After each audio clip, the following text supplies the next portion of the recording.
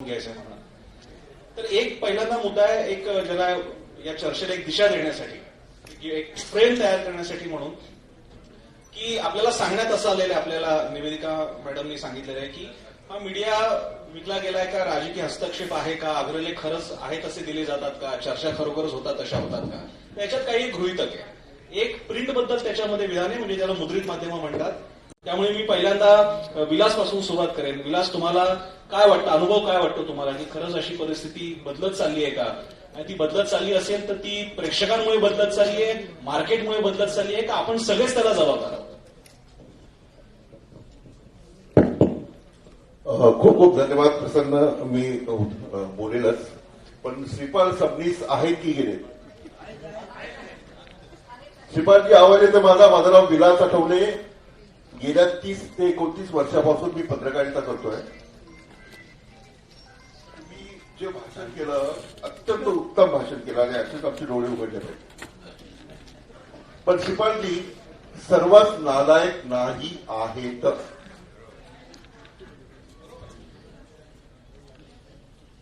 सर्वच पत्रकार नालायक पत्रकार नाही, हे मी तुम्हाला लिहून देतो. त्याच्यामध्ये मी असू शकतो नालायक, माझ्याविषयी रिसर्च करा, माझी माहिती घ्या, मी असेल नालायक. पण मला माहिती आहे की सच्चा पत्रकार सुद्धा या देशात, या महाराष्ट्रात, या मुंबईत, या पनवेलमध्ये, आणि त्याचा शोध घेण्यासाठी साहित्य असतं, एक माध्यम बनलं आहे. प्रसन्न राजकारणी, जसं तू म्हटलास की राजकारणी याला जबाबदार आहे का, जे आपण याच्यातून सुरुवात करतोय. वकील सगळे चांगले आहेत का? नाही. डॉक्टर सगळे चांगले आहेत का? नाही. साहित्यिक सगळे चांगले आहेत का? नाही. इथे बसलेला प्रत्येक माणूस संमेलन आलाय म्हणून तो चांगला आहे का? नाही ना? चांगला आहे?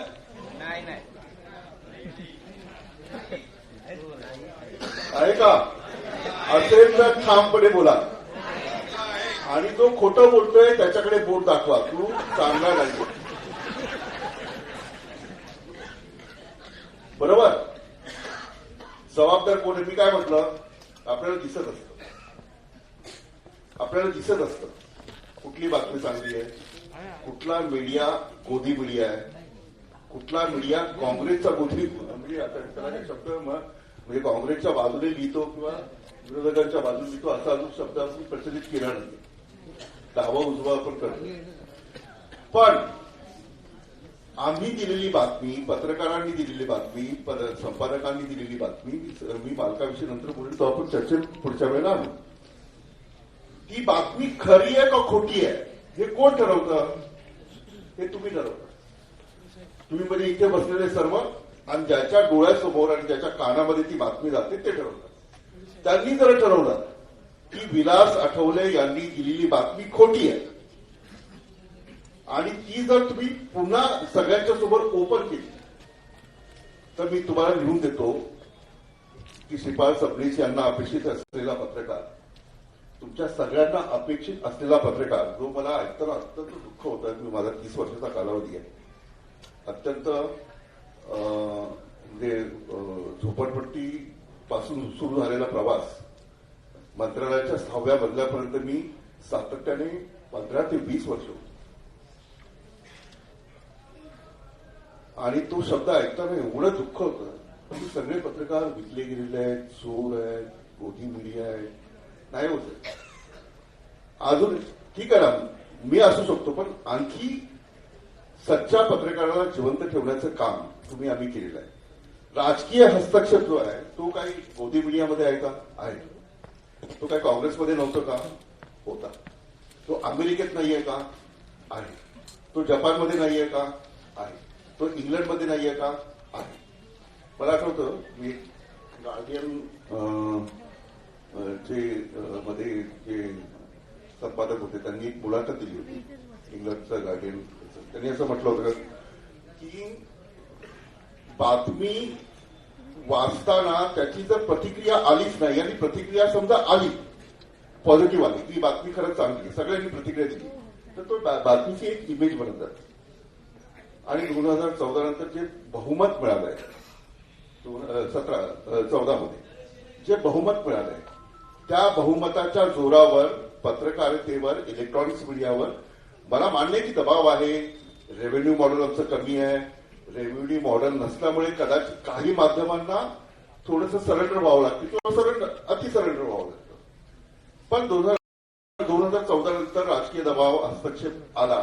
पण तो हस्तक्षेप फक्त रेव्हेन्यू मॉडेलमुळे नाही आला, फक्त तो वाईट पत्रकारांमुळे नाही आला, तो तुम्ही आम्ही जो वाचक प्रेक्षक आहोत त्यांनी दिलेला रिस्पॉन्समुळे आलेला. आम्ही जर त्याच वेळेला एखादा आता म्हणजे मध्यंतरीचे काळ ते माझे सहकारीच आहेत, पत्रकार असल्यामुळे ते सहकारीच आहेत. ते ज्या प्रकारे अँकरिंग करत होते हे काही लोकांना प्रचंड आवडत होतं. टीआरपी मिळत होता. मग हे तुम्ही घेतलं की नाही? हे तुम्ही सांभाळून घेतलं. त्याच वेळेला ते चॅनल जर तुम्ही बघायचं बंद केलं असतं तर त्याला एवढी ताकद मिळाली असती का?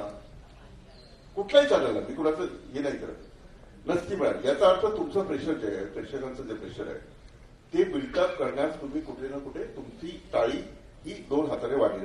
राजकीय हस्तक्षेप हा होतोच आहे, यात काही वादच नाहीये. पण त्याच्यातही चांगल्या बातम्या देण्याचं काम किंवा चांगले पत्रकार निर्माण करण्याचं काम साधे युट्यूब चॅनल असेल, मॅक्स महाराष्ट्र असेल किंवा छोटे दिल्लीचे काही वायासारखं हे असेल माध्यम ते पत्रकारच ना, हे चॅनल असो अथवा नसो, ते तुम्ही प्रत्येकाला त्याच याच्यामध्ये जर तोडलं तर तुम्हाला राजकीय हस्तक्षेप जास्त वाटेल.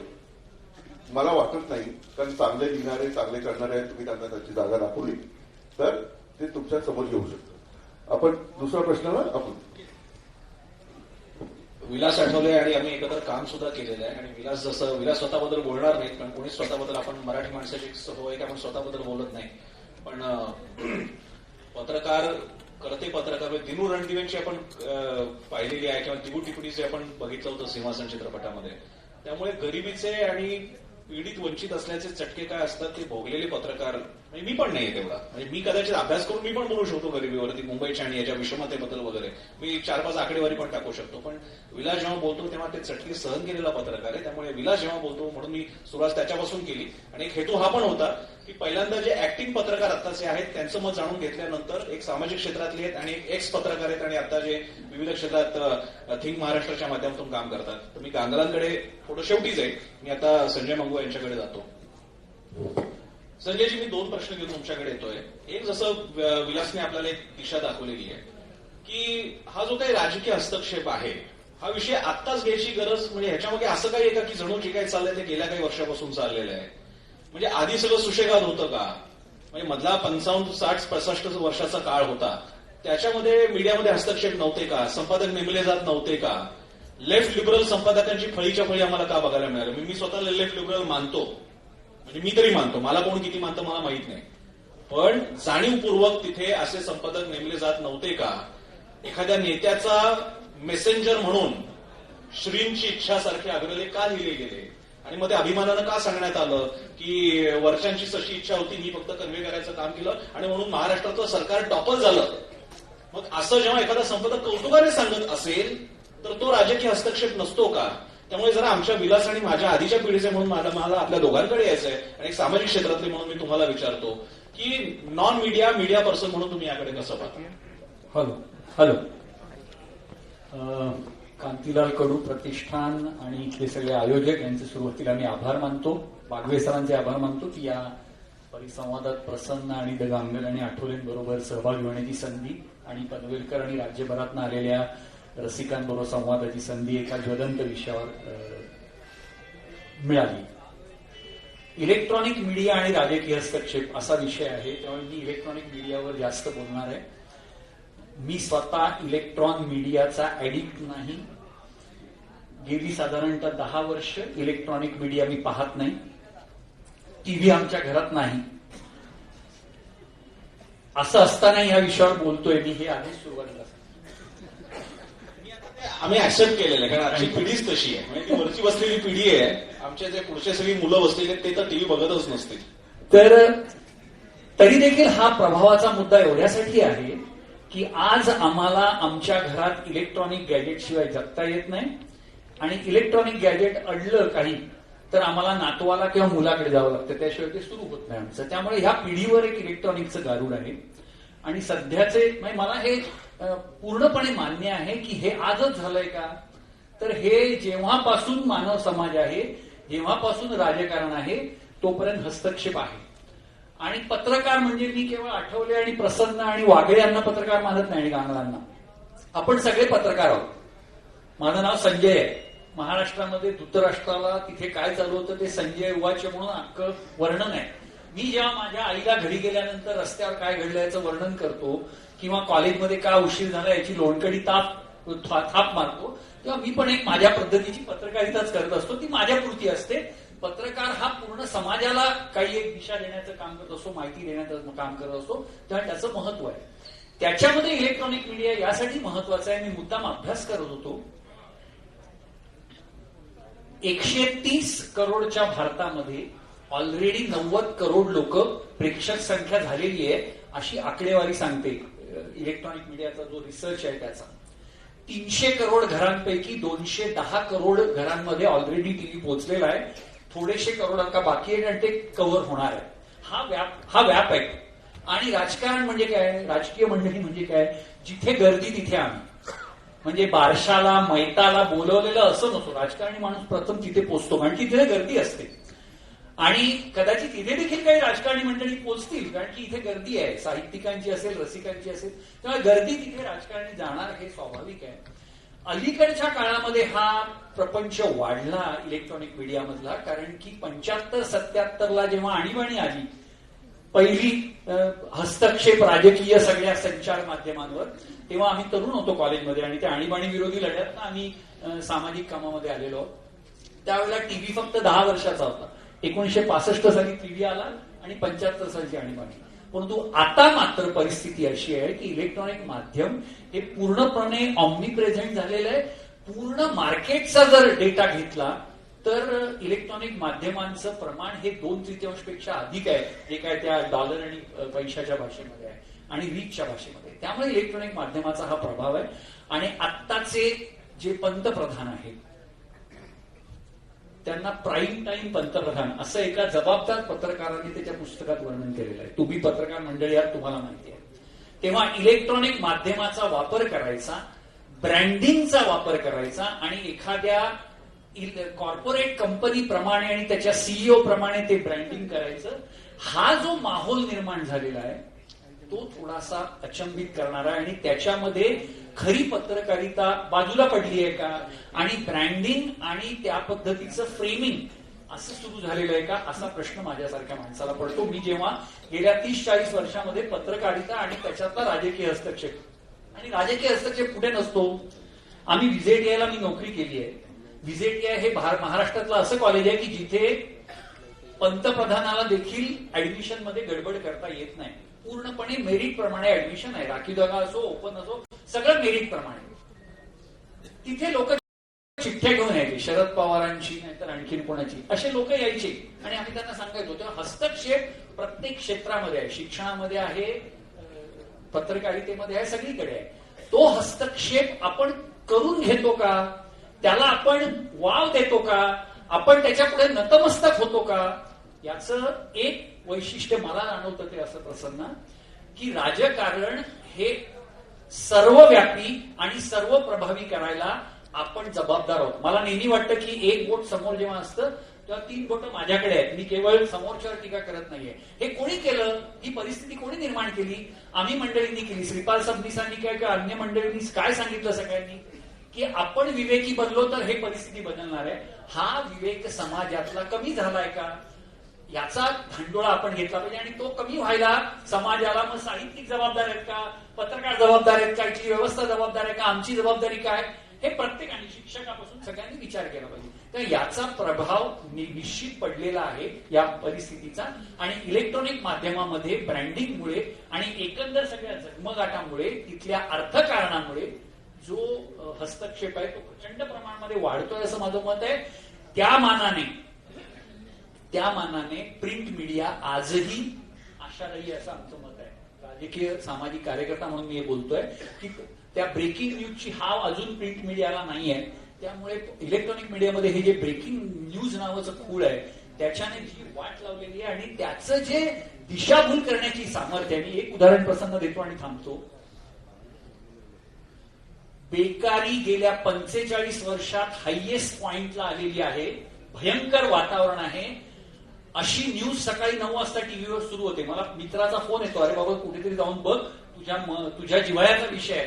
तुम्ही म्हणतात टीव्ही वाले काही सांगत नाहीत, बेकारीवरचं चांगलं कव्हरेज चालू आहे.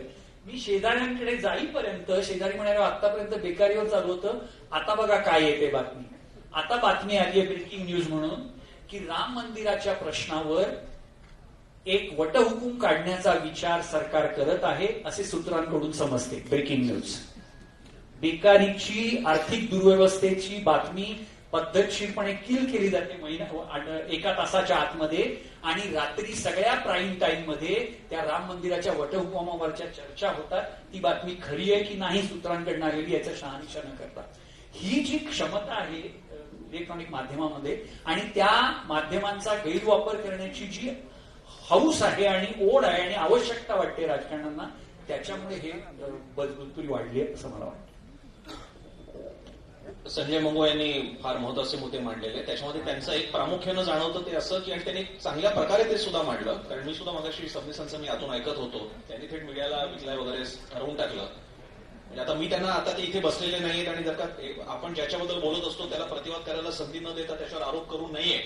पण मग माझाही हा प्रश्न असेल सबनीस सर की साहित्य संमेलनाचे अध्यक्ष निवडण्यामध्ये राजकीय हस्तक्षेप नसतोच का? एखादे लक्ष्मीकांत देशमुख जेव्हा म्हणतात की राजा तू चुकलास, माझा प्रश्न एकच का लक्ष्मीकांत देशमुख निघतात याबद्दल श्रीपाल सबनीस किंवा आजी माजी संमेलन अध्यक्ष स्वतःकडे बघणार आहेत का? मग त्या बाबतीत काय करायचं की राजकीय भूमिका, म्हणजे एकाच दुर्गा भागवतांचं, एखाद्याच लक्ष्मीकांत देशमुखांचं का कौतुक होतं? एक हिंदीतल्या फार मोठ्या साहित्यिका यांना त्यांना बोलवलेलं असून सुद्धा आपल्याला म्हणजे शर्मेने मान खाली गेली पाहिजे आपल्या महाराष्ट्राची की त्या बाईनं आपण बोलवलेलं तरी सुद्धा आपण त्यांचं रद्द करतो येणं. आणि त्या बाबतीत साहित्यिकांमध्ये कोणती खळबळ माजत नाही. आणि हे साहित्यिक, म्हणजे आता प्रतिनिधी म्हणून सबनीस बसले त्यामुळे सगळं बिल त्यांच्यावर फाडावं लागेल. आणि हे साहित्यिक आम्हाला म्हणणार, हे साहित्यिक आम्हाला म्हणणार की आम्ही विकलो गेलेलो आहोत. सबनीजी, तुम्ही आणि तुमच्या साहित्यिकांच्या मांदियाने काय केलं पंक्ती जोडण्याच्या पलीकडे? जेव्हा दिल्लीतून आपण महाराष्ट्रामध्ये म्हणजे पाहुण्यांच्या पाहुणचार हा म्हणजे आपला एक अतिशय जिव्हाळ्याचा भाग असतो. आमच्या कातकऱ्याच्या घरात गेला तर तो बाकी काही नाही तर कोरा का होईना चहा देईल. त्यामध्ये आम्ही बोलवलेल्या साहित्यिकेला आम्ही परत पाठवतो. आपण सांगतो तुम्ही येऊ शकत नाही, आम्हाला बोलवता येत नाही.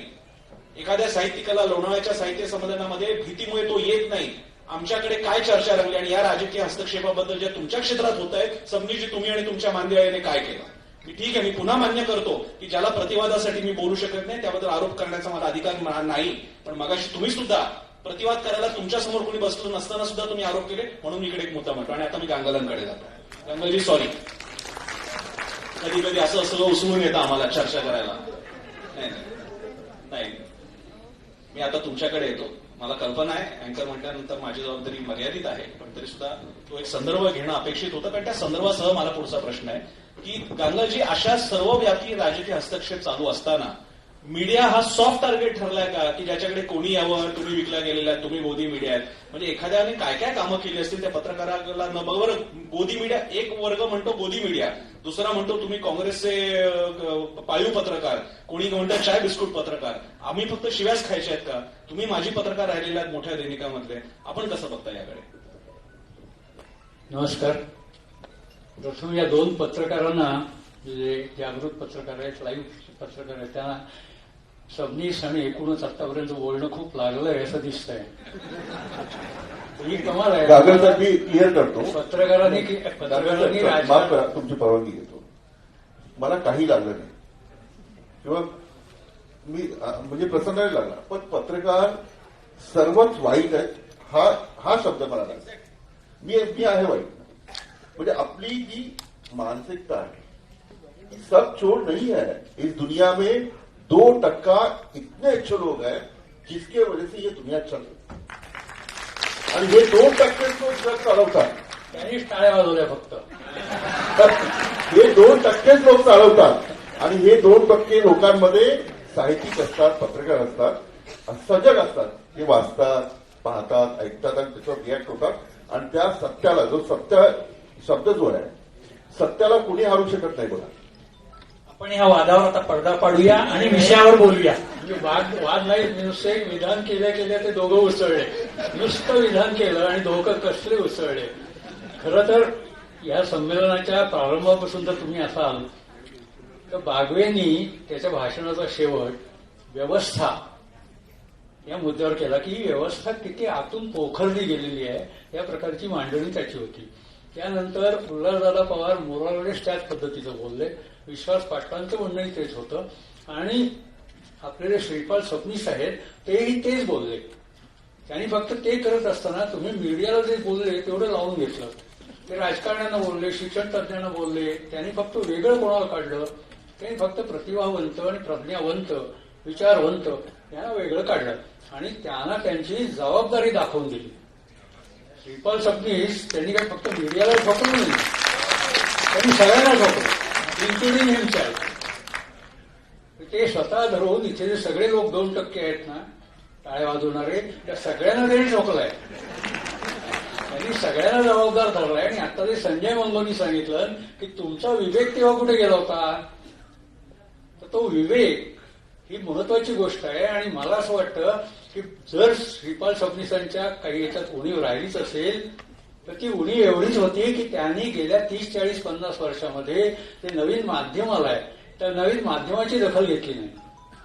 आणि त्याच्या आधी जे साहित्यकारांनी किंवा चित्रपट लेखकांनी असं म्हणूया त्यांनी जे आम्हाला असं आधीच सांगण्यात आलेलं आहे की सत्य जगामध्ये काहीच नसतं, सगळं अर्धसत्यच असतं, सगळं अर्धसत्य असतं हे सांगितलंय आम्हाला. त्यामुळे शिवाजी महाराजांचा इतिहास कसा लिहिला जातो तर हे आमच्या समोर जो घडलेला बाबरी मशिदीचा इतिहास आहे तोही आम्हाला नीट माहिती नाही. बाबरी मशीद पडली पडली हे आता कोणी सांगावं, आता नाही आपल्याला सांगता येत.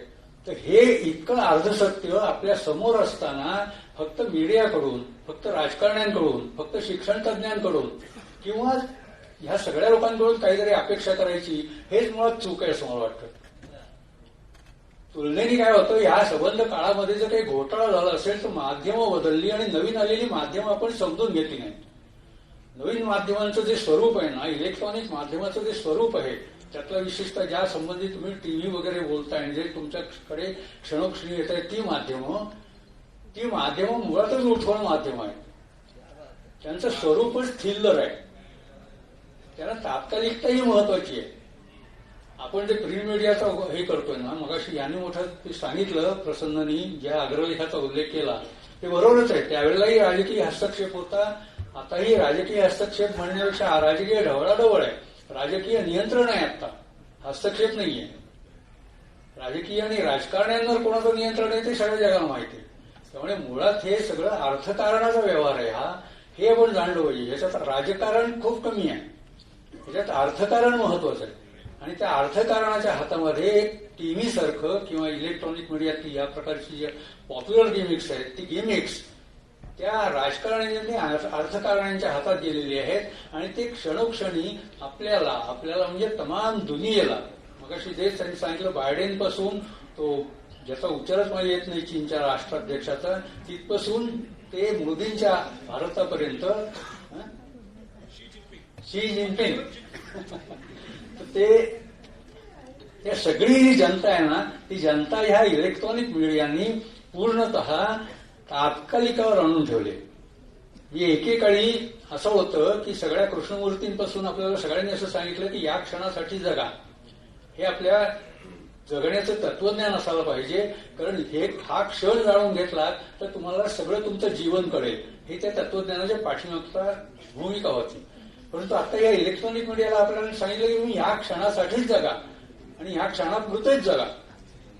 त्यांनी त्याची तात्कालिकतेवर फक्त भर दिला आणि त्या तात्कालिकामुळे काय होतं की आता सुद्धा आपण जे सगळे इथे जी चर्चा करू लागलो ते आत्ता सबनीस काय म्हणाले, आत्ता विश्वास पाटील काय म्हणाले याच्यावर चर्चा करू लागलो. ऍक्च्युअली त्याच्यापेक्षा अधिक बेसिक इश्यूज आहेत या संबंधातली अधिक गंभीर चर्चा सगळ्या जगभर चालू आहे की ह्या इलेक्ट्रॉनिक मीडियानी काय प्रकारचे घोटाळे करून ठेवलेले आहेत आणि ते इलेक्ट्रॉनिक मीडियामुळे आपण सर्व महत्वाच्या ज्ञानशाखा कशा हरवून जात आहोत याच्या संबंधी खूप महत्वाच्या गोष्टी सध्या चालू आहेत.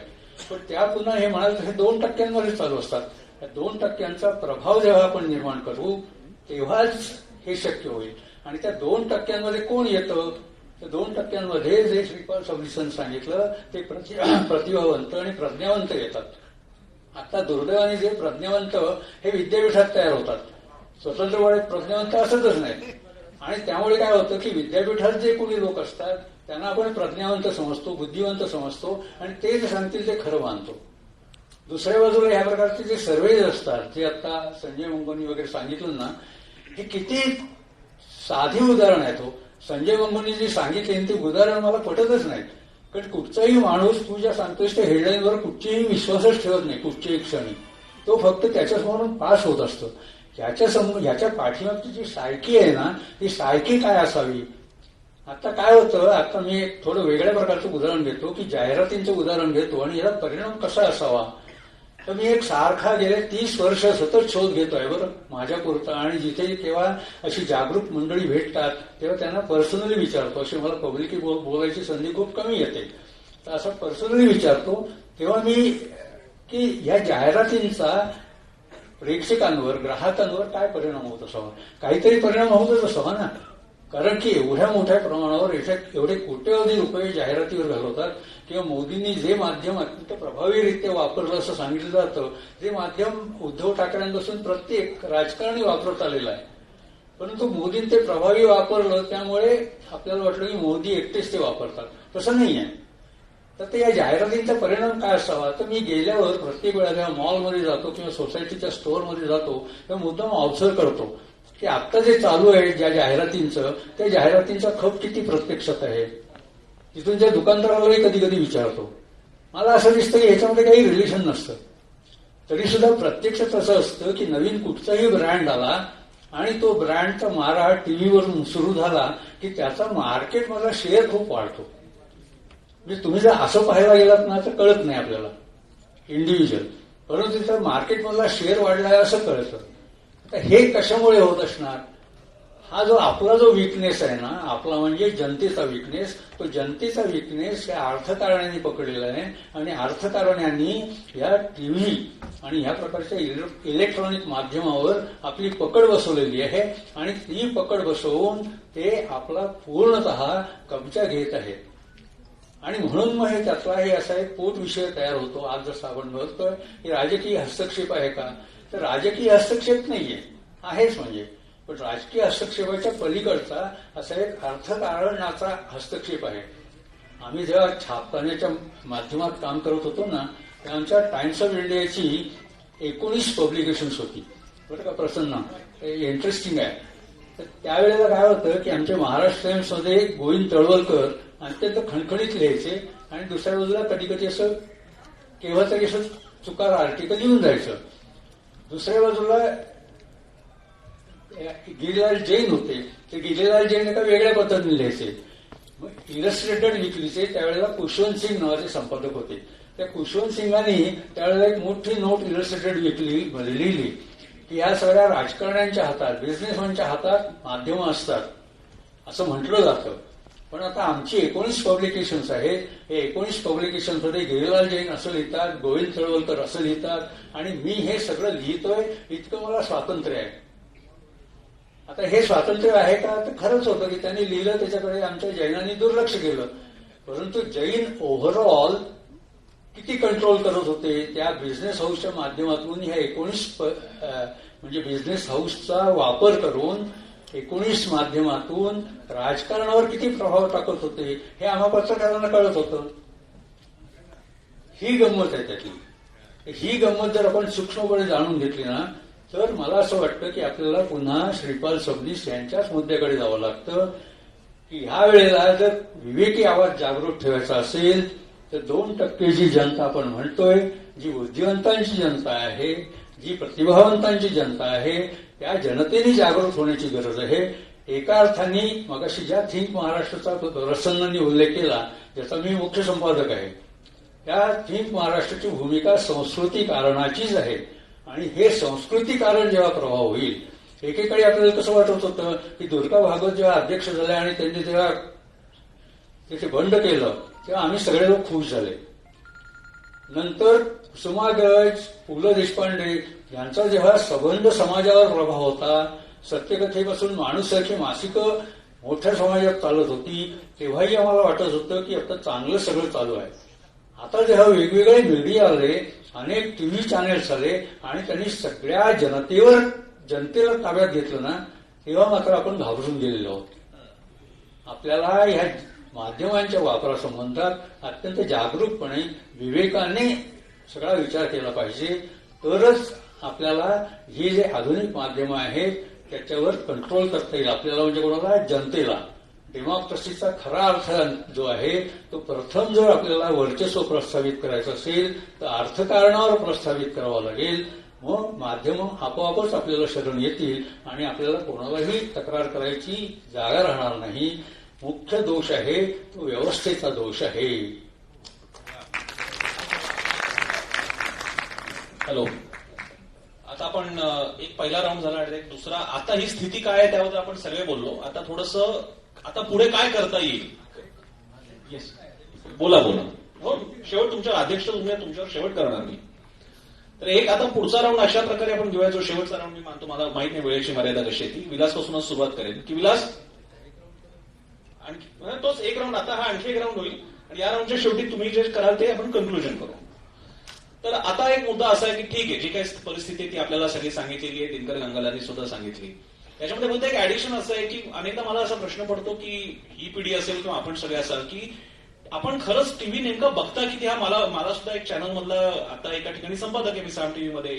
बाकी मी स्वतःला एक विद्यार्थी मानतो.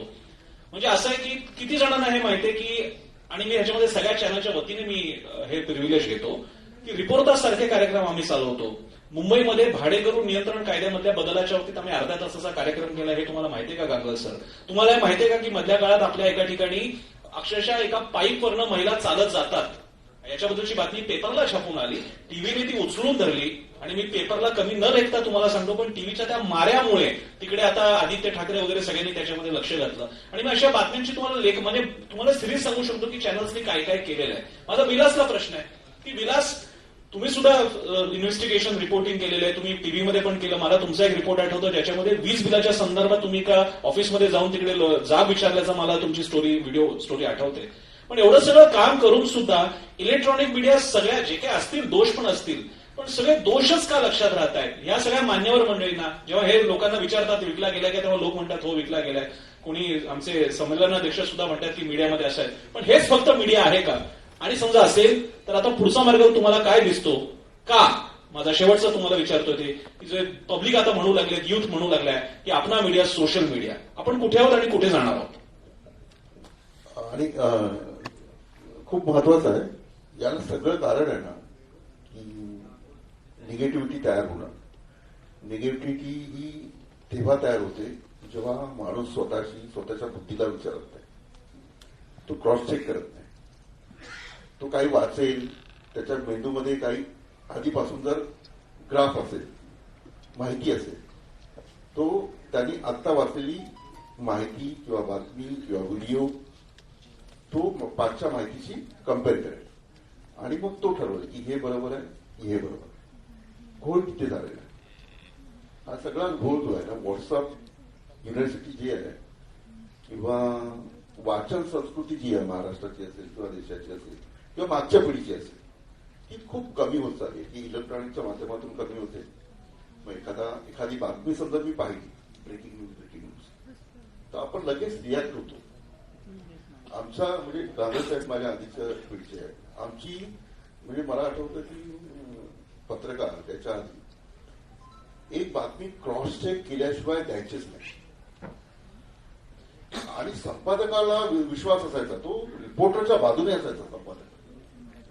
की एखादा म्हणजे काँग्रेसच्या काळात मला माहिती, काँग्रेसचे मुख्यमंत्री असताना बातमी छापू नका म्हणून माझ्यासमोर आलेले फोन की सुरुवात दोपहरपासून सुरू केली, मठामध्ये केलं, स्थानिक लोकसत्ता, आज दिलांमध्ये केलं, मी सामनामध्ये केलं. तर मला माहिती की प्रेशर तर आधी होतं, राजकीय हस्तक्षेप आधी होता. एकदा मुख्यमंत्र्यांनी फोन केला संपादकांना, मी लिहिलेली बातमी चालू होती. पण त्यावेळेला संपादक रिपोर्टरच्या बाजूने होते. आता थोडी गल्लत अशी झाली आहे की जसं रेव्हेन्यू मॉडेल यांनी सांगितलं की इलेक्ट्रॉनिक्स मीडियाचं रेव्हेन्यू मॉडेल्स नाही आहे, ते डिफॉल्टेड मॉडेल आहे. म्हणजे चॅनल चालवायला 300 म्हणजे 150, आता ती संख्या 95-100 वर आली. याच्या आधी 150 लोक लागायचे, त्याच्या आधी 300 लोक लागायचे. सुरुवातीत 10-15 वर्षापूर्वी जेव्हा इलेक्ट्रॉनिक मीडिया आला आपल्या देशामध्ये, त्याचं वयच 15च्या 20च्या आसपास आहे. तर दूरदर्शनची पहिली बातमी म्हणजे पहिलं बातमीपत्र अर्ध्या तासाचं. तर हे बाळ आहे, हे अजून तरुण सुद्धा नाही झालंय, हे तरुण नाही झालंय. इलेक्ट्रॉनिक्स मीडिया अजूनही तो जवानीमध्ये आहे. आता तो विचार करायला सुरुवात करणार आहे. कारण याच्या आधी 2014च्या आधी जे पूर्ण बहुमत होतं एखाद्या सरकारला, ते पूर्ण बहुमत नव्हतं. असा काळ 1947च्या आधीचा होता.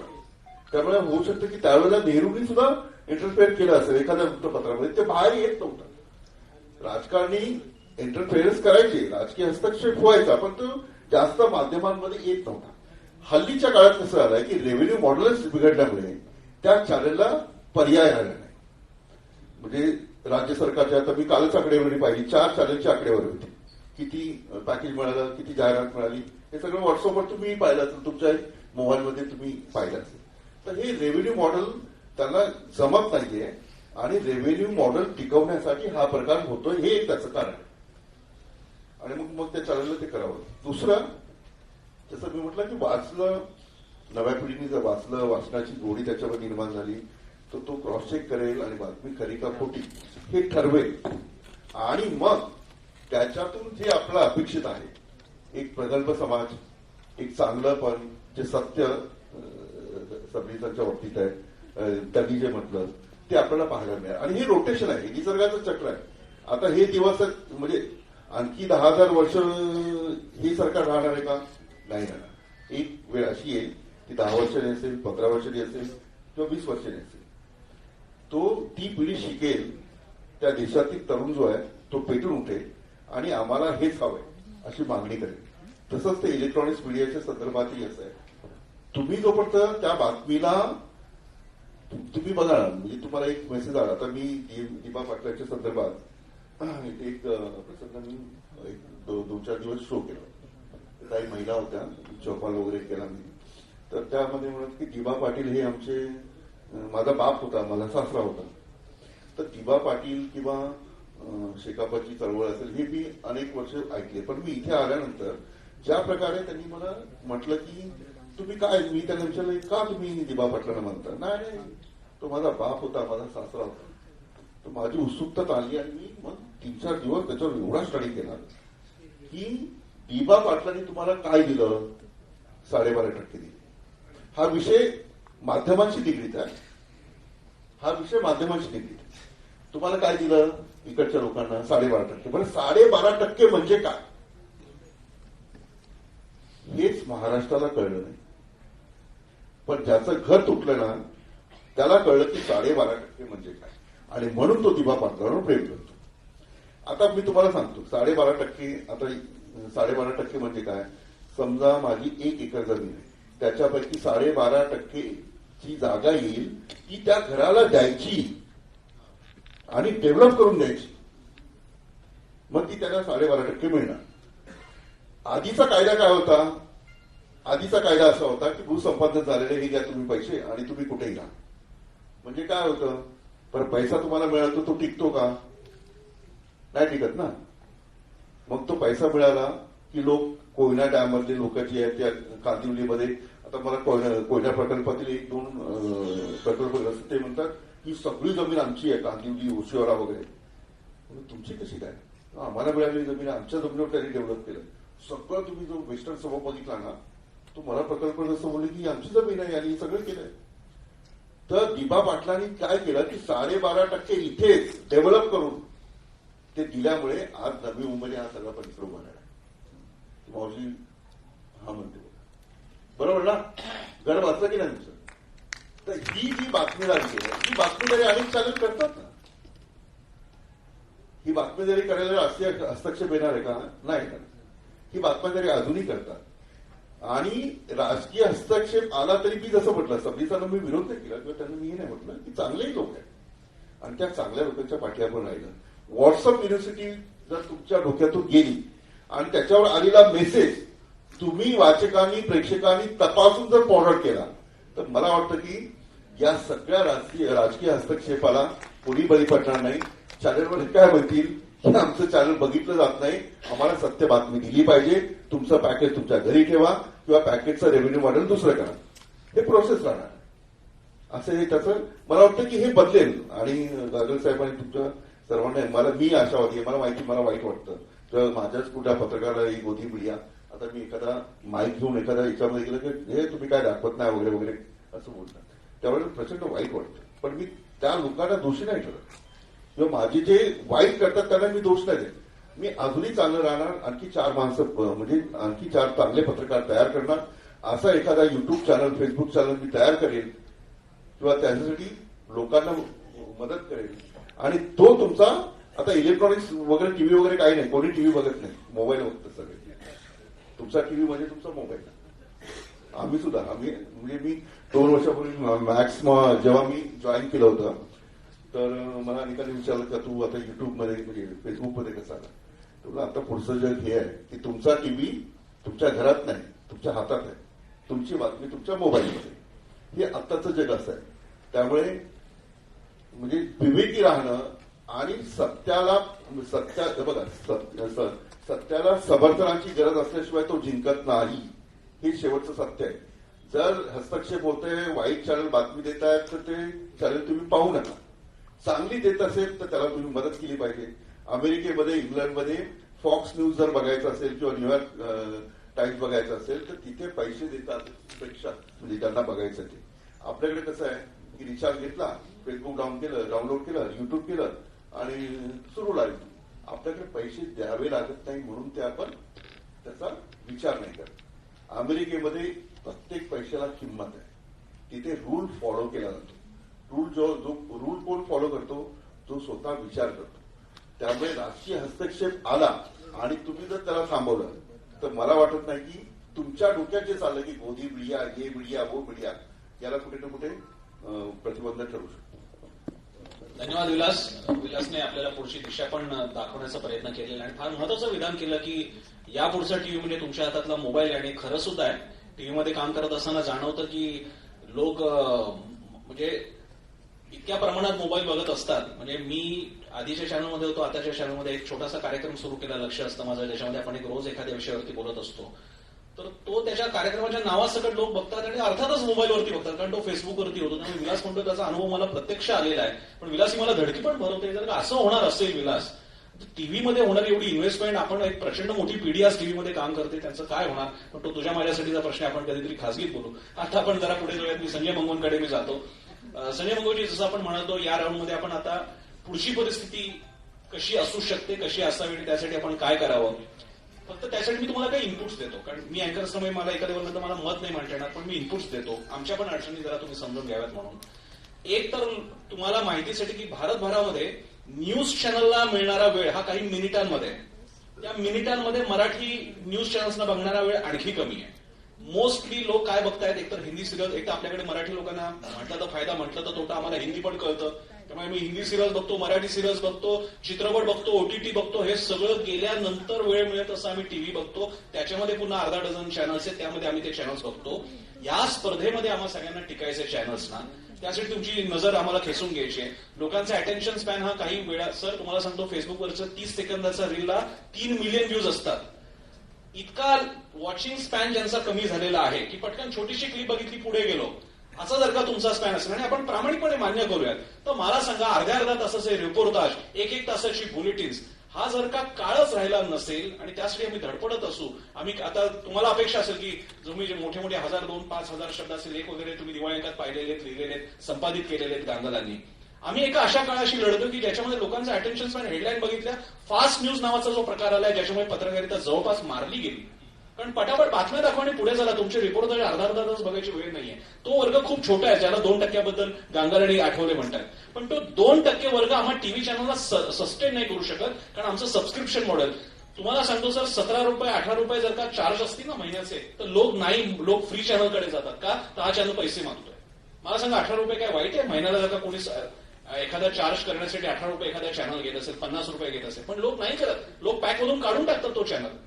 या अडचणीत जर का आम्ही जगायचं असेल तर आम्ही काय करावं? जगावं का मरावं हाच आहे सवाल. बोला संजय माको.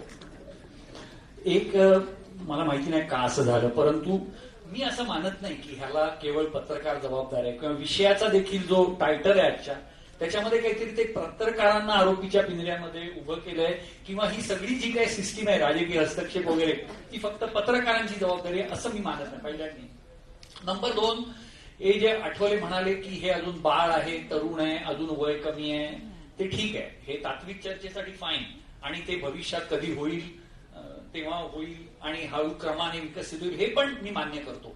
मुद्दा असा आहे की आज या प्रक्रियेतनं काय घोटाळे होत आहेत आणि ते का होत आहेत, आणि त्याच्यावर आपण काही आपला हस्तक्षेप वाढवू शकतो का, हा माझ्या दृष्टीने मुद्दा आहे. बाकी हे विश्लेषण आपण करू शकतो. गांगराने जो मुद्दा मांडला त्याच्याशी मी सहमत आहे की हा, आणि तो आपण सगळे सहमत होऊ की हा शेवटी सगळा अर्थकारणाशी जोडलेला मुद्दा आहे, शेअर मार्केटशी जोडलेला मुद्दा आहे. प्रत्यक्ष व्यवहारामध्ये उत्पादन होतंय की नाही, प्रत्यक्ष व्यवहारामध्ये कामगार आहेत की नाही, याच्यापेक्षा तिथे शेअर मार्केटमध्ये काय वर खाली होतंय याच्याशी निगडीत सगळी जी आजची यंत्रणा उभी राहिली आहे त्याच्याशी निगडीत आहे, हेही मला मान्य आहे. मुद्दा असा आहे की हे सगळं असं जर बदलायचं असेल तर काय करायचं. मला प्रामाणिकपणे असं वाटतं की आपण देशाच्या 75व्या स्वातंत्र्य वर्षामध्ये आहोत. संविधान निर्माण करताना, त्याच्या अगोदर स्वातंत्र्याची लढाई लढताना या देशामध्ये मूल्य काय असतील, हा देश इंग्रजांच्या गुलामगिरीतनं बाहेर पडल्यानंतर लोकशाही, समता आणि स्वातंत्र्यावर का बेतला पाहिजे, इथली जाती व्यवस्था इथे कशी अन्याय करते आणि कसं समाधानपूर्वक जगणं नाकारते सर्वांना, हे सगळं विश्लेषण करून आपण एक संविधानाला कवटाळलं आणि त्याला पुढे नेतो आहोत. मला असं वाटतं की आजच्या व्यवस्थेमध्ये, हा केवळ इलेक्ट्रॉनिक मीडियाचा मुद्दा नाहीये, एकूणच लोकशाहीची जी जाणीव आहे ती आपल्यामध्ये मुरलेली नाहीये. आपल्या निणिवेमध्ये लोकशाही तर अजिबात नाहीये, आणि ती ह्या सगळ्याचा एक अंश, एक पोल हा मला लोकशाही मूल्यांशी निगडीत वाटतो. याचं कारण असं आहे की मला लोकांमध्ये आपण काय निर्माण केलेलं आहे, इथल्या साहित्याने, इथल्या सिनेमाने, इथल्या राजकारणाने, मैं हूं ना, मला तुम्ही निवडून द्या, मी बघतो, मी नायक आहे, मी सगळं तुमचे त्राणहारी करतो. लोक सुद्धा काय म्हणतात, तू पैसे खातोस ना, खा, तू आणखीन काय करतो ना कर, पण आमचा रस्ता बनवून दिलास ना, जिंदाबाद. म्हणजे जर तिथे आपण सांगायला गेलो की अरे ह्या तुझ्या करामधला एवढा पैसा तर यांनी खाल्लाय, त्यामुळे खाऊ दे, पण रस्ता झालाय ना, ही जिथे समज आहे लोकशाही मधली आपली, याला आम्ही सगळे जबाबदार आहोत असं मी मानतो. केवळ पत्रकारितेचा मुद्दा नाही, तिथे ह्या लोकशाही व्यवस्थेमध्ये हा जो हक्क आहे, मला योग्य बातमी मिळाली पाहिजे, मला इलेक्ट्रॉनिक, आता प्रसन्न म्हणाला ते मी मान्य करतो की दीर्घ लेख, दीर्घ, आय अग्री की ते झालंय, वातावरण बदल झालेला आहे, परंतु जे काय आम्ही दाखवू ते दाखवताना चर्चा आपण त्याच्याबाबत करत नाही आहोत की किती मिनिटं आणि किती पर्सेंटेज इलेक्ट्रॉनिक. शेवटी इलेक्ट्रॉनिक मीडियाच्या माध्यमातून जे पसरवलं जात आहे आणि त्याची जी ताकद आहे पसरवण्याची, त्या ताकदीवर आता केवळ हस्तक्षेप उरलेला नाहीये, राजकीय हस्तक्षेप नाहीये, राजकीय अधिक्षेप आहे, राजकीय दबाव आहे. आणि मी म्हणेन ती पूर्व दिशा या देशामध्ये सामान्य माणसांना काय वाटतं, एखाद्या पत्रकाराला टीका करायची वाटली, एखाद्या विरोधी पक्षाने काही वेगळं मांडलं तर ते मी ऐकून घेणार नाही. आणि पीएमओ ऑफिसमध्ये शेकडो अधिकारी IAS दर्जाचे केवळ सगळ्या चॅनल्सवर काय दाखवलं जात आहे, कोण किती टीका करताय, म्हणजे एका जबाबदार संपादकाला जेव्हा त्याच्या कार्यक्रमाला शेवटच्या क्षणी पंतप्रधानांनी सांगितलं मी येणार नाही, तेव्हा विचारणा केली तर ते असं म्हणाले की उत्तर प्रदेशची निवडणुकीच्या वेळेला तुम्ही जो असा आर्टिकल लिहिलं होतं विश्लेषणाचं, त्याच्याने पीएमओ नाराज आहे. ही जर लोकशाही असेल आपल्या देशामध्ये आणि त्या दबावापोटी जर चॅनल्स काम करत असतील तर ती गोदी मीडिया, आम्ही जर म्हटलं त्याला, ती किती पर्सेंट आहे, किती प्रामाणिक पत्रकार आहे, हा मुद्दा नाहीये. एकूण जी वाताहत झालेली आहे की पत्रकारांची जबाबदारी काय आहे, मीडियाची जबाबदारी काय आहे, संजय मंगो जे सांगतायत, मेधा पाटकर जे सांगतायत, मी केवळ मोदींचं म्हणत नाही, एखाद्या कार्यकर्त्याने देखील जर काही तो करत असेल, मागणी करत असेल, त्याच्यात सत्य किती आहे, प्रामाणिकपणा किती आहे, त्याला काही लॉजिकल आहे की नाही. दिबा पाटलांचं तुम्ही उदाहरण दिलंय, हा सत्यान्वेषीपणा पत्रकारितेतनं लोप होत चाललेल्या इलेक्ट्रॉनिक माध्यमामधनं ही आमची अडचण आहे. तो एक पोल आहे महत्वाचा. आमच्यासारख्या कार्यकर्त्यांना असं वाटत होतं की सत्ताधारी आणि विरोधी पक्षीय सगळे राजकारणी सब घोडे 12%. एक पोल होता पत्रकारितेचा, तो देखील त्या 12% मध्ये जायला गेलाय. हा आम्हाला प्रॉब्लेमचा प्रश्न वाटतोय. आणि त्याच्यासाठी लालूच काय आहे, छोटी छोटी लालूच आहे. त्या कोट्यामधनं काय मिळेल की नाही हा पत्रकारांचा प्रॉब्लेम आहे, परंतु संपादकांचा आणि त्या चालकांचे त्याच्यापेक्षा प्रॉब्लेम आहे. तेव्हा माझं म्हणणं असं आहे की पत्रकारितेने इथल्या सत्ताधाऱ्यांच्या वतीने जे सांगितलं जातं ते पडताळून पाहणं, त्याची शहानिशा करणं आणि ते प्रेक्षकांकडे पोहोचवणं ही जी जबाबदारी आहे ती जबाबदारी बंद केलेली आहे. ते बाकी तुमच्या अडचणी आम्ही तुमची युनियन बांधायला तयार आहोत. मेधाताईंना मी सांगतो, पत्रकार जर प्रॉब्लेम असेल तर आपण पत्रकारांचे प्रश्न सोडवूया, त्याच्यासाठी लढाई करूया. मुद्दा पत्रकारांवर आरोप करण्याचा नाहीये, हा आपल्या सर्वांचा प्रॉब्लेम आहे की आपण ही जी जाब विचारण्याची परंपरा आहे ती इथल्या सत्ताधाऱ्यांना नको आहे आणि ते आक्रमकपणे ते करतायत. म्हणून आम्हाला गोदी मीडिया हे म्हणावं लागतं की त्याला शरण गेलेली आहे गोदी मीडिया. तुम्ही पर्सेंटेज काढा, संशोधन करा, किती पत्रकार आहेत, किती हाऊसेस आहेत, किती हे करतायत. त्यामुळे हे जर बदलायचं असेल तर कुठल्या देशामध्ये मी शोध घ्यायचा प्रयत्न करत होतो, मला नाव मिळालं नाही, कदाचित प्रेक्षकांमध्ये किंवा इथे बसलेल्यांमध्ये सांगतील. रवीश कुमार तर सांगतोच आहे सध्या, टीव्ही देखना बंद करो, न्यूज चॅनल देखना बंद करो, प्राईम टाइम देखना बंद करो. मला असं वाटतं प्रेक्षकांनी आता आमच्यासारख्यांनी आता ही चळवळ उभारी केली पाहिजे की या प्राईम टाइम मध्ये टीआरपीच्या नावाखाली बकवास होत असेल तर 9 वाजता रोज रात्री आम्ही आमचे टीव्ही बंद करणार आणि आम्ही अशोक बागवांची कविता वाचू, नाहीतर आम्ही आमचा आणखी एखादा आवडता चित्रपट बघू. ही चळवळ करण्याची गरज आहे आज आपल्याला की आम्हाला आता ह्या टीव्ही चॅनलवर भरोसा नाही. आणि ते जे काय प्राईम टाइम आमच्या जीवावर टीआरपीच्या नावावर सांगतायत आणि खपवतायत माल, आम्हीच आता घराबाहेर पडतो. आम्ही बागेमध्ये रात्री 9 वाजता फिरायला जाऊ, आम्ही त्यावेळेला टीव्हीवर गर्दी करणार नाही. एकदा टीआरपी खाली येऊ दे, त्यांचं कॅल्क्युलेशन प्रामाणिकपणे होत असेल तर त्याच्याने कदाचित परिस्थिती बदलेल. परंतु याचा मुद्दा हा आहे, मी हा एक कार्यक्रम एका ठिकाणी पाहिला आणि मला वाटलं की आम्ही आणि सिरियसली आमच्याकडे चर्चा करतो की हे आपण असं काही कार्यक्रम देऊ शकतो का, लोकांमध्ये चर्चा सुरू करू शकतो का की आम्ही बाहेर पडणार, आम्ही टीव्ही बघणार नाही, आम्ही बदमाशी करणाऱ्या टीव्ही चॅनल्सला किंवा त्या पत्रकारितेला किंवा त्यांच्या दबावाला आम्ही उजागर करण्याचा प्रयत्न करणार, पत्र लिहिणार संपादकांना. हे करण्याची गरज आहे असं मला वाटतं. पण त्याचं बेसिक हेच आहे की शेवटी आमच्या देखील त्या लोकशाहीच्या जाणीवा आणि नेणीवा प्रगल्भ होत आहेत का समाज म्हणून, आणि आम्ही ठोसपणे उभं राहणार का. आम्ही पण म्हणणार की एक मगाशी मी सुरुवातीच्या स्वागतार्थ भक्षण कांतीलालचं ऐकलं की कांतीलाल कडूंना पण सांगावं लागलं की मी जे काय करतोय म्हणतो की मी एकटा नाही, तुम्ही आहात का माझ्याबरोबर. आपल्याला देखील एक पनवेलमध्ये कांतीलाल कडू आहेत, ते संघर्ष समिती चालवतील, साहित्य संमेलन भरवतील, आम्ही येऊ इथे आणि दुपारचं मोफत जेवण जेवून जाऊ, घरी जाऊ.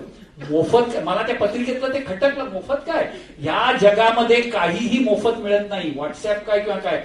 ही जाणीव निर्माण आणि त्या पद्धतीने समाजाला पुढे नेणं ही आपल्या सर्वांची जबाबदारी आहे, साहित्यिकांची, कार्यकर्त्यांची आणि चांगल्या राजकारण्यांची देखील.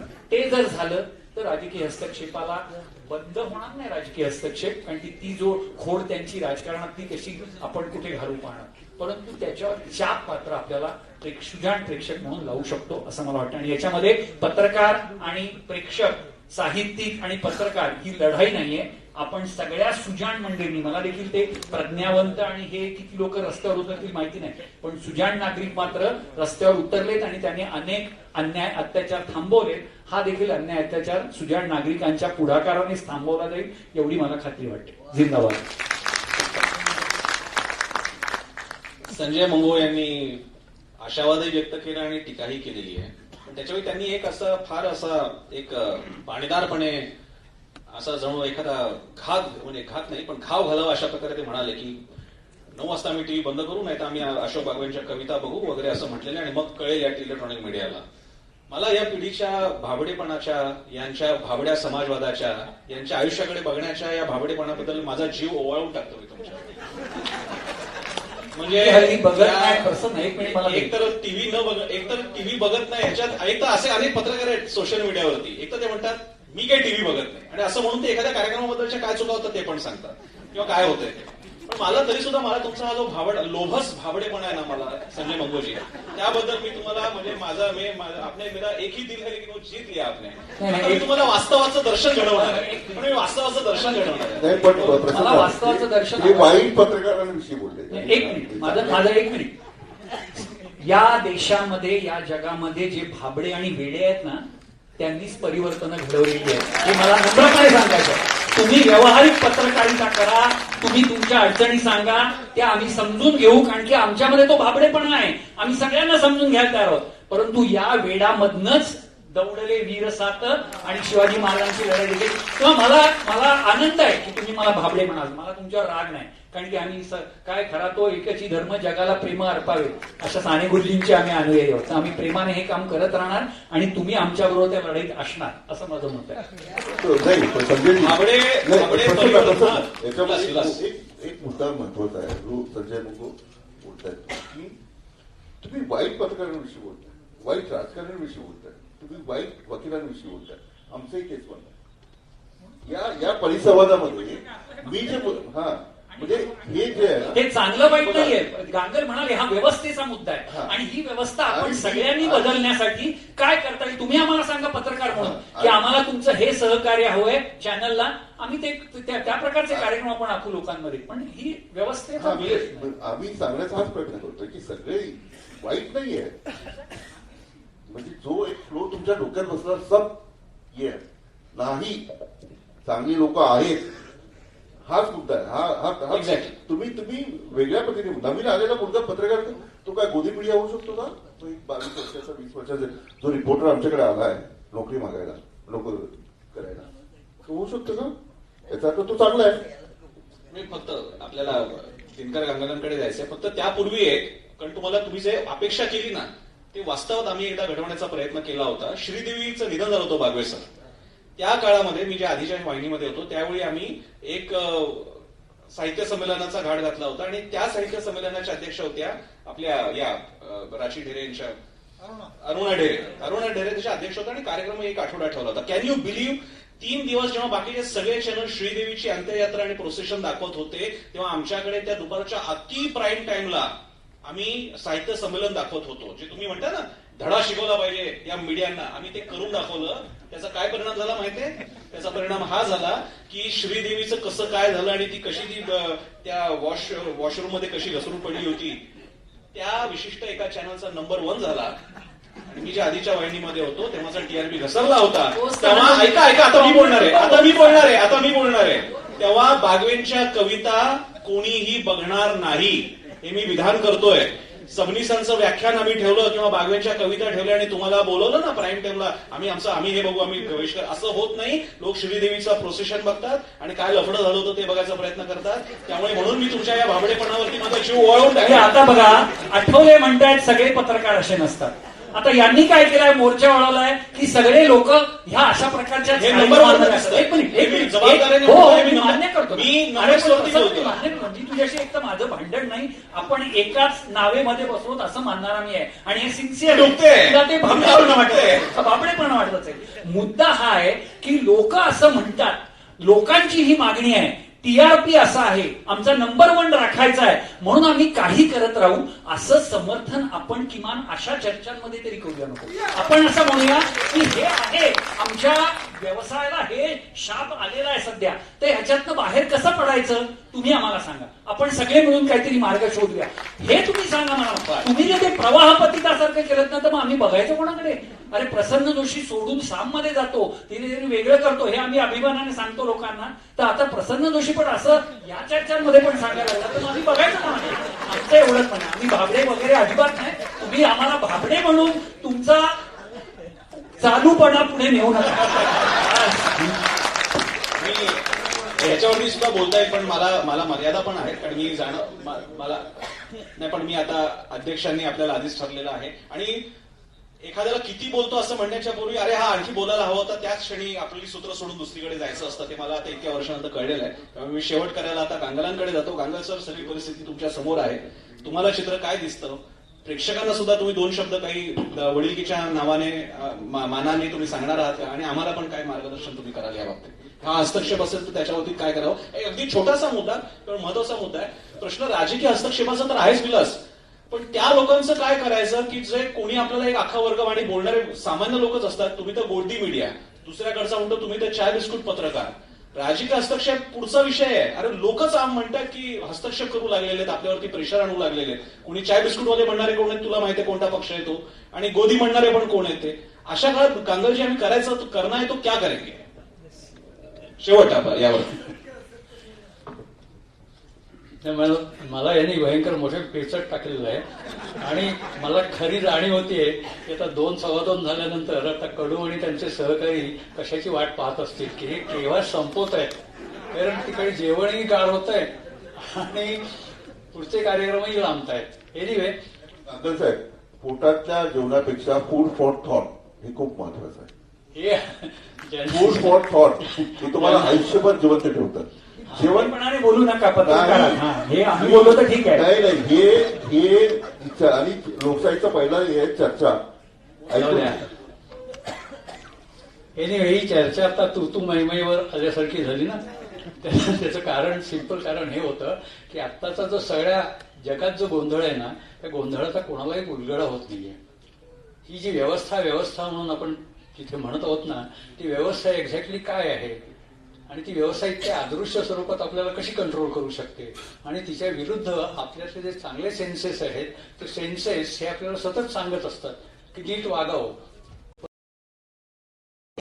प्रसन्नांनी आता उदाहरण देऊन सांगितलं त्याच्याशी मी 100% सहमत आहे. हे वाटलं की चांगल्या पद्धतीचे कार्यक्रम चांगल्या प्रणाने आपल्या समोर पेश व्हावेत. प्रत्यक्षात तसे होऊ शकत नाहीत फॉर द सिंपल रिझन की 2%, मकापासून जे 2%वर आपण आलो, एकेकाळी लक्ष्मणमानेंनी 3.5% केलं होतं, आता ते 2%वर आलाय. तर ते 2% जी माणसं आहेत ना, ती माणसं हे टेलिव्हिजन माध्यम चालवू शकत नाहीत. तर हे टेलिव्हिजन माध्यम आपण असा गृहीत धरतो आहोत की हे अनंत काळ आहे. ते आता ज्या तऱ्हेने विलास म्हणाल ना की आपण हे नंतर सुधारू, पण ते सुधारू म्हणेपर्यंत प्रसन्न इकडून सांगतोय की टेलिव्हिजन माध्यम संपलंय, आता माध्यम आलंय मोबाईलचं. आता मोबाईलच्या पुढचंही जे माध्यम येईल ना त्याची आपण वाट पाहतोय. आणि ती ही जी माध्यम आहेत ना, जी इलेक्ट्रॉनिक माध्यम आहेत, आपण जे एका छोट्या मुद्द्यावर, तात्कालिक मुद्द्यावर परत त्याच प्रकारची चर्चा करत राहिलो, याच्यातले जे मुद्दे आहेत खरे आहेत ना, ते येणारा जो समाज आहे तो समाज कशा प्रकारचा असणार आहे. आता जी जन्मणारी बालकं आहेत ना, त्या बालकांसाठी आपण काय प्रकारच्या गोष्टी ठेवून जातो आहोत. आपल्याकडे आपल्या मनामध्ये मूल्य असं असतं की आजोबानं नातवासाठी नारळाचं झाड लावावं, परंतु आता आपलं वर्तन जे आहे ते वर्तन एक्झॅक्टली त्याच्या विरुद्ध आहे की आता मी कसं जगणार आहे आणि ह्या क्षणी मी कसं अत्यंत महत्वाचं असं सुख आनंद उपभोगणार आहे. आणि ते सुख आनंद हे इलेक्ट्रॉनिक माध्यमाच्या सहाय्यानेच आपल्याला मिळत असतं. आणि त्यामुळे आत्ताचं टेलिव्हिजन माध्यम जरी बाजूला पडलं, मोबाईल माध्यम आलं, तरी मोबाईल माध्यमाच्या पुढचं कुठतरी माध्यम एक लवकरच आपल्या समोर येईल आणि ते अधिक आपलं सगळं जीवन कॅप्चर करून टाकणार आहे. आता हे मी कॅप्चर करून टाकणार आहे असं जेव्हा म्हणतो ना, तेव्हा दुसऱ्या बाजूला मला अशी एक अत्यंत चांगली अशी वास्तवाची जाणीव होत असते की गेल्या 2,000-2,500-3,000 वर्षाचा इतिहास काय सांगतोय. इतिहास असं सांगतोय की सतत माणूस प्रगतिशील राहिलेला आहे आणि प्रगतिशील राहिलेला आहे. तो जसजसा पुढे जातोय तसतसा तो अधिक सुखी, अधिक आनंद भोगतोय. तर मग हे तसंच जर चक्र पुढे चालू राहणार असेल तर नवीन येणारी माध्यमं ही माणसाला अधिक काहीतरी कॉन्ट्रीब्यूट करणार आहेत. ती काय प्रकारचं कॉन्ट्रीब्यूट करतील. माझ्या डोक्यामध्ये एक बऱ्याच वेळेला अशा प्रकारचं एक चित्र उभं राहतं, ते मी सांगतो आणि एक 2-3 मिनिटात संपवतो. ते चित्र असं आहे की मगापासून इथे जर तुम्ही तुमच्या ध्यानात असं आलं असेल की संजय मंगवार सतत लोकशाही असा आग्रह धरून राहिलेला आहे आणि ह्यांच्या दोघांची चाललेली आहे ती पत्रकारशाही चालू आहे. आता याच्या पलीकडची जी लोकशाही आहे ना, ते लोकशाही म्हणजे आता आपण असं धरून चाललेलो आहोत की आता उद्धव ठाकरे आणि मोदी चालवतात ना, तीच लोकशाही आहे. प्रत्यक्षात लोकशाही ती आहे का, तर लोकशाही ती नाहीये, लोकशाही ही आहे. लोकशाही व्हॉट्सअपवर हे जे म्हणाले ना, तर माझ्या हातातलं व्हॉट्सअप काढून घेतलं ना तर पंचायतच होईल. एक वेळ टीव्ही चॅनेल बंद पडले, तुमचे सगळ्या प्रकारचे वेगवेगळे चॅनेल्स बंद पडली तरी चालतील, पण माझा व्हॉट्सअप चॅनेल बंद नाही होता कामा. कारण ह्या व्हॉट्सअप चॅनेलमध्ये माझं स्वातंत्र्य आहे आणि प्रत्येक माणसाला ह्या प्रकारच्या स्वातंत्र्याचा फील येणं ही खरी लोकशाही आहे, की मी स्वतंत्र आहे, मी या देशाचा स्वतंत्र. देश तर विसरूनच जा, आता ग्लोबलच आहे. देश आपल्याला विसरून जायला पाहिजे. मगाशी ते राष्ट्रप्रेम वगैरे म्हणाला श्रीपाल सबनीस, ते मला अधिक धोकादायक वाटलं, की आता याच्या पुढची असली प्रेम राहणार नाहीत. एक तर व्यक्ती राहील आणि ग्लोबल म्हणजे विश्व राहील. ते विश्व राहील, त्या विश्वामध्ये या ग्लोबल याचा कसा असेल, तर प्रत्येक आत्ता जो प्रत्येक माणूस आहे ना, तो इतका तंत्रसज्ज होईल. येते 25-30 वर्षाचा प्रश्न आहे, मे बी 50 वर्षाचा. तो इतका तंत्रसज्ज असेल आणि त्याला सर्व गोष्टी सर्व तऱ्हेने स्वतःच्या हिकमतीने आणि स्वतःच्या हिमतीने स्वतःच्या समोर उपलब्ध असतील. आत्ता जे चित्र दिसत आहे, गेल्या 30-40 वर्षात आपल्या समोर जे साकार झालेलं स्वप्न आहे ना, ते स्वप्न, माणसाचं स्वप्न, ते अधिक पुढे विस्तारत नेलं तर ते असं दिसतं की प्रत्येक व्यक्ती ह्या तऱ्हेने तंत्रसज्ज व्यक्ती स्वतःच्या घरी म्हणण्यापेक्षा स्वतःच्या खोलीत बसलेली असेल. ती स्वतःचं जीवन स्वतःच्या हिमतीवर, स्वतःच्या हिकमतीवर आणि स्वतःच्या बुद्धीने जगत असेल. आणि ती जी जगत असेल, तिच्या हाती या प्रकारचं कुठचं तरी एक तंत्र साधन असेल आणि ती त्याप्रमाणे त्यावेळेला व्यवस्था कुठची असेल. आता लोकशाही म्हणजे काय आहे, तर लोकशाही म्हणजे एक फक्त राजकीय व्यवस्था आहे, जे आपल्याला विविध तऱ्हेच्या गोष्टी पुरवतात. हेच तंत्र, कारण त्यावेळेला आपल्याला ह्या तऱ्हेच्या सर्व गोष्टी तुम्हाला प्रत्येक इंडिव्हिज्युअलला देईल. आणि ते प्रत्येक इंडिव्हिज्युअलला ह्या तऱ्हेने सर्व गोष्टी जर उपलब्ध झाल्या तर ह्या तऱ्हेचे कुठचेही इश्यूज राहणार नाहीत. जे इश्यूज कुठचे राहतील, तर फक्त प्रेमाचे इश्यूज राहतील. प्रेम म्हणजे मगाशी श्रीपाल सबनीसांनी सांगितलं ते प्रेम नाही. मला म्हणायचं ते आस्थेचं प्रेम, मानवतेचं प्रेम, की जे तलत मोहम्मदच्या गाण्यावर प्रेम करणारी माणसं आहेत ती कुठेतरी जोडली जातील. जी कवितेवर, बागवीच्या कवितेवर प्रेम करणारी माणसं आहेत ती कुठेतरी जोडली जातील. ह्या तऱ्हेचे नेटवर्क्स असतील, त्यांना सर्व तऱ्हेच्या सुविधा असतील. ही 30-40-50 वर्षाची गोष्ट आहे. बरं, फार मला जास्त काळ अंत पाहावा लागेल असं वाटत नाही आत्ताची जी प्रगतीचा जो रेट आहे तो पाहता. आणि अशा काळामध्ये मला जेव्हा चित्र दिसतं तेव्हा मी पुन्हा बॅक टू ओरिजिनल मॅन जातो. आदी मानव जेव्हा आफ्रिकेत केव्हा तरी जन्माला आला 1,00,000 वर्षापूर्वी असं म्हणतात, तर आफ्रिकेतला 1,00,000 वर्षापूर्वी जन्माला आलेला माणूस तुम्ही इमॅजिन करा नुसतं 1 सेकंद, की तो निघालाय. तो एक नाही, एकाचे बघता बघता 10 झाले, 10चे 50 झाले, 50चे 100 झाले, असं करता करता आता 900 कोटी झाले, 700 कोटी झाले, 900 होतील 2050 साली. ज्यावेळेचं चित्र मी रंगवतोय त्यावेळी 900 कोटी लोक हे पृथ्वी तलावर असतील.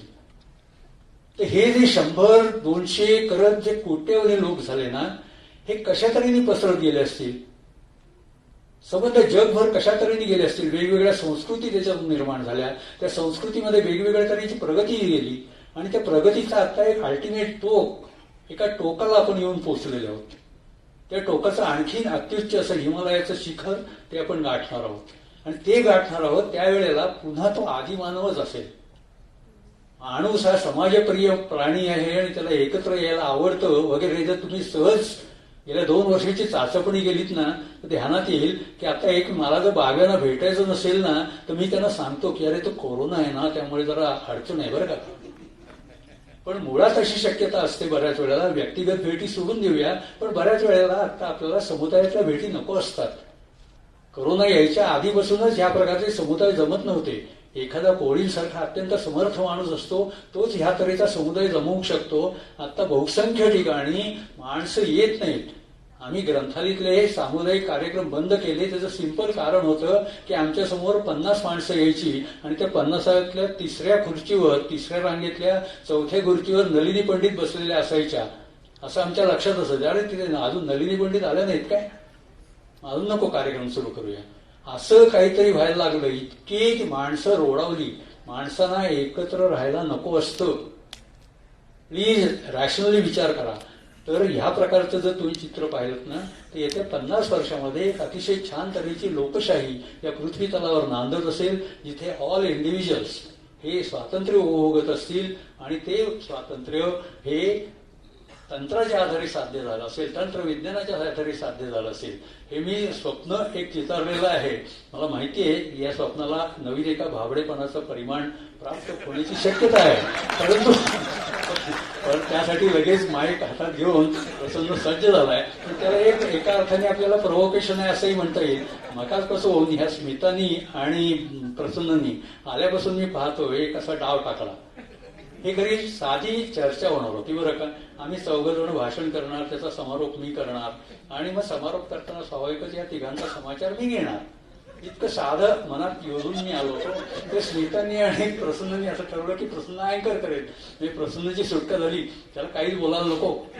त्यांनी आपले काहीतरी जाता जाता ऑब्झर्वेशन करायचे ते म्हणजे ती ऑब्झर्वेशन त्याची काहीतरी नोंदवायची आणि जरा चिथावायचं, म्हणजे काय रंजक करायचं. आमचा एक मित्र म्हणतो की हे टीव्हीवाले अँकर असतात ना, हे याची कोंबड्यांची झुंज लावतात ना, तशी झुंज लावून देतात आणि स्वतः मस्त दुरून एन्जॉय करतात. आता त्याच्या साक्षीने म्हणजे तुमच्या साक्षीने त्यांनी आता झुंज लावून दिली ती आपण पाहिली, आपण आनंद घेतलेला आहे. हे विविध तऱ्हेचे विचार तुमच्यासमोर व्यक्त झालेले आहेत. त्यातलं जे काही घ्यायचं ते घ्या. त्याचे सगळ्यात महत्वाचा विचार 2% जो यांनी सांगितला श्रीपाद सबनीसांनी, तो अत्यंत महत्वाचा आहे. याची री पार्शली यांनी ओढली. मात्र हा जो संजय जे म्हणाला ना सुजाण नागरिक, ते सुजाण नागरिक वगैरे कुठच्याही समाजात असतं त्याच्यावर माझा विश्वास नाहीये. ते अजून तर नक्कीच नाही. ते खूप दूरचं स्वप्न आहे 50 वर्षानंतरचं. असो, धन्यवाद.